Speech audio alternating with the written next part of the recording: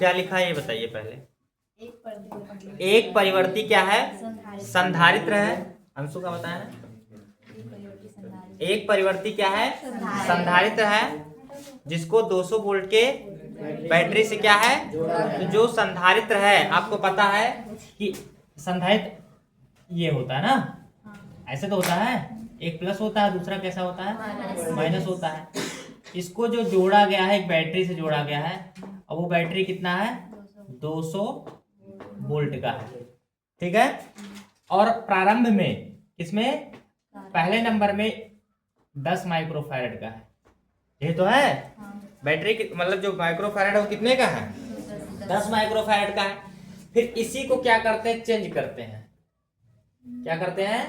और जब चेंज कर देते हैं तो ये जो 10 माइक्रोफैरड है ये कितने का हो जाता है? देखो विभव वही है, विभव तो नहीं बदले ना, 200 वोल्ट है, लेकिन इसको क्या कर 2 माइक्रोफैरड कर दें। अब ये 10 से कितना हमने कर दिया? 2 कर दिया। तो इसके कहने का मतलब है कि कितनी ऊर्जा में इसमें परिवर्तन हुआ, ये तो पूछ रहा है। तो ऊर्जा, संचित ऊर्जा किसे लिखते हैं? तो हमको U बराबर क्वेश्चन मार्क है। अब आप ये बताओ कि हमें यहाँ क्या हो जाएगा? यहाँ इसका U1 ऊर्जा होगी और इसकी क्या हो जाएगी? U2 ऊर्जा होगी। U2 होगी ना, तो ना हमें U1 का मान पता है, तो देखिए लिखेंगे इसमें। देखिए सूत्र होता है U बराबर 1/2 CB स्क्वायर, इसको समीकरण 1 मान लेते हैं। अब ध्यान देंगे, इसके लिए हमें 2 धारता दी गई है, तो एक यहाँ क्या हो जाएगा कि U1 बराबर 1/2 C1B स्क्वायर। अब B क्यों होगा, B1 क्यों नहीं होगा? क्योंकि दोनों का विभव क्या है? समान है, तो इसलिए हम B रखेंगे। तो हमें आया इतना कि नहीं आया? अब यहाँ क्या करेंगे? U1 का मान पे निकालेंगे 1/2, C1 का मान कितना दिया है? 10 माइक्रोफैरड, तो 10 गुणे 10 की पावर माइनस कितना हो जाएगा? 6। समझ में आया? और B का मान 200 गुणे 200, 200 गुणे 200 होगा ना, तो U1 बराबर कितना होगा? 2 पंचे और 5 दूनी 10 दूना 20, 20 गुणे, अब 2 2 4 जीरो भी है, तो 6 में से 4 घट जाए, 10 की पावर माइनस कितना बची? अब U1 बराबर, अब सुनो, 20 है और नीचे लाए 1/100 हो जाएगा, 1/100 हो जाएगा। ये जो कट गया, अगर 10 को 2 से भाग तो 0.2 आएगा। कई जूल ऊर्जा आया? 0. ये किसका मान आया? U1 का। अब हम किसका निकालेंगे? U2 बराबर, तो 1/2, यहाँ जो C है C2 हो जाएगा, तो C2 का मान कितना है? 2 गुणे 10 की पावर माइनस और गुणे 200 गुणे 200, इतना 2 से 2, तो U2 बराबर 2 दूनी 4 गुणे 10 की पावर माइनस कितना हो जाएगा? 2। अब अगर इसको ऐसा भी लिख सकते हैं कि 4/100 हो जाएगा। अगर 4 25 चलो ऐसे लिखते हैं, 4 कितना हो जाएगा? अगर 100 को 4 से मतलब 0.04 आएगा। आएगा नहीं आएगा? ये तो आएगा। अरे 0.04 आएगा ना। अब सूत्र क्या होगा? क्या कह रहे हैं कि ऊर्जा परिवर्तन निकालना है। क्या निकालना है? ऊर्जा परिवर्तन। तो जब हम ऊर्जा परिवर्तन निकालेंगे, ध्यान दीजिएगा, हमें क्या निकालना है? जब हमें ऊर्जा का परिवर्तन निकालेंगे तो यहाँ ऊर्जा का परिवर्तन क्या होगा? U बराबर होगा U2 माइनस U1, यही तो होगा ऊर्जा परिवर्तन। तो U2 का मान कितना है? 0.0 माइनस 0.02। अब 0.4 में 0.2 घटाओ, कितना बचेगा? कितना बचेगा? घटाना नहीं आता। कितना आएगा? 0. अच्छा 0.0, वाह, घटाओ नहीं आता है। हम तो 0.16 आएगा। सर जी 0.04 में से 0.2 घटाना है, यहाँ 0, तो 4 यहाँ आइए, ऐसे घटाएंगे। हाँ कहाँ पीछे 0 है? माइनस में आएगा।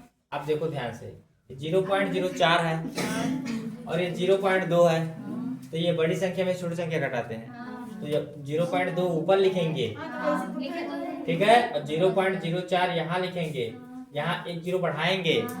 अब यहाँ 10 होगा, 10 में 4 कितना? 6, यहाँ 1.0, लेकिन आएगा आंसर -0.16 है जूल। ये परिवर्तन होगा। समझ में आया? ये क्या होगा? परिवर्तन है। इतना देखिए, ये सब क्वेश्चन बोर्ड में आएगा, या ध्यान रखिएगा, जब आप पढ़ी रहेंगे तभी लगा पाएंगे ऊर्जा का परिवर्तन कितना होगा। लगाओ इसको। सुनिए, दिया गया परिपथ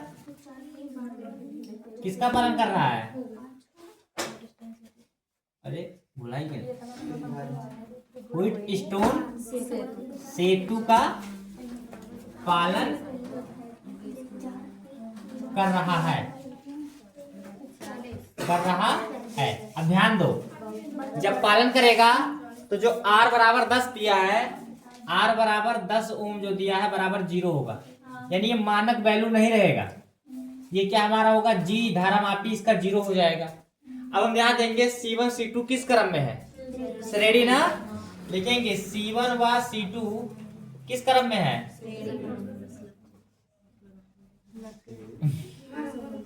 श्रेणी क्रम में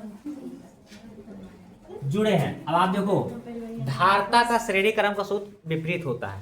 इसके लिए होता है 1/C बराबर 1/C1 प्लस 1/C2। तो 1/ कितना 6 और प्लस 1/3 दूनी, तो 1/C बराबर 1/6 प्लस 2/ कितना हो जाएगा? 2 1 कितना हो जाएगा? 3/3 दूनी 1/2, तो C बराबर पलट जाएगा। तो C बराबर क्या माइक्रोफैरड आया? 2 माइक्रोफैरड ना। अब इस पर आवेश निकाल लीजिए। Q बराबर क्या होता है? CV। तो C का मान कितना है? C का मान कितना है? 2 और B का मान 20। तो 20 दूना, तो Q बराबर 40 माइक्रोफैरड आ गया। समझ में आया? इसी प्रकार देखिए, पुनः फिर लिखेंगे, अब तो लगा लेंगे ना, पुनः इसी प्रकार लिखना पड़ेगा। ये सब C3 व C4 किस क्रम में है? श्रेणी क्रम में है। फिर इसका भी आवेश निकाल लेंगे, फिर Q बराबर C भी लगा देंगे, तो आपका ये आंसर आ जाएगा कि नहीं आएगा? दोनों का हो गया। बता रहे हैं, सुनिए, हम बता रहे हैं, ये लोग जान लें। देखो, दिए गए परिपथ में AB के बीच तुल्य धारता निकालनी है, तो आपका A यहाँ है और B यहाँ है। तो ये ध्यान रखिएगा, कभी चाहे ओम के नियम में हो और चाहे इसके नियम में हो, जब भी हमें अगर इस प्रकार का कहीं सवाल मिले तो आप ध्यान दीजिए कि जिसके बीच हमें कहे उसको छोड़ दीजिए। उसको क्या करिए? अब इसको छोड़ दीजिए, AB के बीच का है। अब आप इस C को भूल जाइए कि यहाँ कोई C है, क्योंकि जब देखिए, समझिए, जब मूवी बनाया जाता है तो रिश्ते नाते छोड़ दिया जाता है। बाप की उम्र के देखो होते हैं हीरो और हीरोइन होता है 18 साल की, होती नहीं होती है? समझो, सब भूल जाओ, ऐसा नहीं देखा जाता है। तो बहुत सारी चीजें इसमें क्या होती हैं कि आप इसको भूल जाइए कि C यहाँ पे है। अब इसको यहाँ पकड़ लीजिए और इसको यहाँ पकड़ लीजिए और पकड़ करके इसे खींचिए, तो एक सीधा रेखा बनेगा। अब आपको पता है कि C1 है, C2 है, तो C2 C3 किस क्रम में हो जाएगा? जिसको आपको देखो, जो हमें ज्ञात करना है उसको छोड़े रखेंगे, वो हमेशा छोड़े रखेंगे AB। तो लिखेंगे C2 और C3 किस क्रम में है? C2 व C3 श्रेणी क्रम में क्या है? जुड़े हैं। तो यहाँ क्या हो जाएगा? 1/ श्रेणी क्रम का सूत्र क्या होता है? 1/C बराबर C2 अपॉन C3। नहीं, C1 C2 लिखे, क्योंकि यहाँ C2 है, C3 तो C2 C3 लिख दे। तो 1/C बराबर 1/6, 1/ कितना? 3 दूनी, अभी बताए हैं, 2 और 1 जुड़ जाएगा। अब ये सब आपको बताना पड़े तो अलग बात है। तो 2 1 कितना हो जाएगा? 3/6, 3 दूनी, तो 1/2 हो गया ना। 80 बराबर 2 आएगा नहीं आएगा? 2 माइक्रोफैरड हो गया। अब ध्यान दीजिए यहाँ पे, अब ये अगर हम दोनों देखें, अगर हम देखें कि ये 2 माइक्रोफैरड, इन दोनों को मिला के 1 बन गया। अब कुछ इस प्रकार का बनेगा। अब ये यहाँ पे आ गया क्या माइक्रोफैरड का? 2। अब ये 2 किस क्रम में हो जाएगा? समांतर। तो ये आपका C1 है और इस जो निकाले C है, तो लिखेंगे C1 व C किस क्रम में हो जाएगा? समांतर क्रम में जुड़े हैं। तो इसके लिए क्या होगा? C बराबर C डैश बराबर C1 प्लस C। इसके लिए ये फार्मूला होता है, ओम के नियम में उल्टा होता है। ओम के नियम का समांतर वाला ये होता है, इसका ध्यान रखने नहीं भुलाए जाओ। तो 2 प्लस कई माइक्रोफैरड आ गया? 4 माइक्रोफैरड। ठीक है। वैसे आंसर शीट में 1 दिए हैं, लेकिन 1 नहीं आएगा, गलत लगा दिए हैं। एक आएगा तब जब तीनों को हम साथ निकालेंगे तब। ये चीज अगर हमें मान लो बीसी के बीच कहे होते, समझ लो पहले ध्यान से, तो अगर बीसी के बीच कहे होते तो ये 2 और ये 3 किस क्रम में लगाते, श्रेणी में, तभी समांतर बनता। अगर एसी के बीच दिए होते तो ये और सॉरी एसी के बीच तो ये श्रेणी करके तब समांतर होता, अगर बीसी तो ये श्रेणी करके तभी समांतर होता। मतलब जिसके बीच देंगे उसको छोड़ ही रखना है। समझ में आ गया ना, बाद में उसको लगा लेना। सुनिए बहुत ध्यान से, आवाज ना करो। पहली बात आराम आराम से एक लोग क्वेश्चन पढ़ो, तुम ही पढ़ो बबीता, क्वेश्चन पढ़ो। निम्न परिपथ में संधारित्र C की धारिता देखो अब ध्यान दीजिए, निम्न परिपथ में संधारित्र C की धारिता ज्ञात करनी, तो C यहाँ है। सुनो भैया ध्यान से, संधारित्र C की धारिता ज्ञात करनी है ना, तो C है कहाँ आपको पहले ये देखना है। तो C आपका यहाँ है, इसकी धारिता ज्ञात करनी है। फिर आगे बढ़ो। जबकि बिंदु A व B के बीच संपूर्ण संयोजन की तुल्य धारिता 10 माइक्रोफैराड। अब देखो A और B इन दोनों की अगर टोटल हम धारिता देखें तो कितना है, 10। तो AB के बीच ध्यान दीजिए, AB के बीच जो धारिता है यानी C है वो कितना है, 10 माइक्रोफैराड। तो सबसे पहले आप देखो इसका नामकरण करेंगे, ये आपका C1 होगा और ये आपका क्या होगा C2। ये तो C पहले से ही है कि नहीं है। तो यहाँ देखिए C1 C2 यहाँ C लिखा है, तो यहाँ पे हम जब निकालेंगे तो C डैश मान के निकालेंगे क्योंकि C पहले से ही लिख चुका है। अब आप देखिए C1 और C2 बताओ किस क्रम में है। हाँ तो लिखेंगे C1 व C2 किस क्रम में है, समांतर क्रम में जुड़े। कितना लगाए आप लोग, लगाए इतना। तो C डैश बराबर क्या होगा, C1 प्लस C2। तो C डैश बराबर कितना, 10 माइक्रोफैरड और प्लस कितना हो जाएगा 10 माइक्रोफैरड। C डैश बराबर कितना हो जाएगा 20 माइक्रोफैरड। इतना तो सबका लगा होगा, इतना लगा है ना। इसके बाद देखिए यही गलत कर दिया आप लोग, समझिए A आपका यहाँ है, ध्यान दो यहाँ पे, A हमारा कहाँ है, यहाँ है, और B हमारा कहाँ है, यहाँ है। तो A और B के बीच निकालना, तो A और B के बीच दो धारिता है, एक आया हमारा C और एक कितना आया हमारा C डैश। अब बताओ C व C डैश, देखो C डैश इसका निकालने पर आया है। अब C डैश ये वाला और ये किस क्रम में हो जाएगा, श्रेणी। तो लिखेंगे C डैश व C किस क्रम में है, श्रेणी क्रम में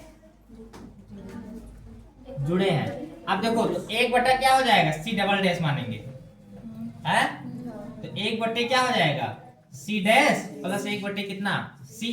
अब यहां से लगाते हैं, देखो एक बटा C डबल डैश हमें ज्ञात करना है।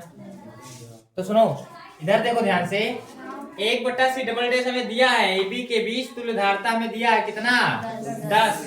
तो यहाँ एक बटा C डैश के बराबर कितना रख देंगे 10 माइक्रोफैरड बराबर एक बटा C डैश का मान कितना आया है 20 माइक्रोफैरड। आया है कि नहीं आया है, आया है। अब उसके बाद में एक बटे कितना है, एक अपॉन C है ना। अरे यहाँ रखना था एक बटे, मतलब 10 करके लिखना ना, एक बटे 10 ही करके तो रहेगा कि कुल धारिता की इसका हो जाएगा, कुल धारिता 10, इधर प्लस इधर क्या हो जाएगा माइनस हो जाएगा, माइनस तो होगा। अभी 10 दुना कितना हो जाएगा 20। तो धारिता इसका कितना है, अरे A व B के बीच निकालना है, 10-10 निकाले समांतर क्रम में है, कितना आया इसका 20 माइक्रोकूलम आया, ये तो आया है। तो 20 यहाँ लिख दिए और उसके बाद ये वाला समांतर में हो जाएगा। हमें इसके बराबर टोटल दिया है, ए बी के बीच तुल्य धारिता दी गई है ना। फिर से एक बार देख लो क्या दिया है, क्या दिया है,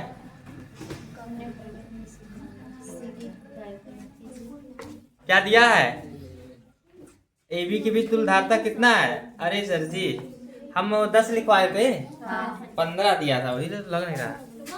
15 लिख लीजिए, कोई बात नहीं 15 लिख लीजिए, 15 माइक्रोफैरड कर लीजिए, आपका सही लगा था इसका मतलब 15 माइक्रोफैरड लिखिए। कितना है 15 माइक्रोफैरड, यहाँ 15 माइक्रोफैरड लिखेंगे। सुनिए 15 हो गया, इधर प्लस 20 इधर क्या हो जाएगा, तो 1 बटा C बराबर 1 बटा 15 माइनस 1 बटा 20, 15 चौके 60, 20 3 60 यहाँ 3 से गुणा, यहाँ कितना हो जाएगा 4 में से 3 घट जाएगा।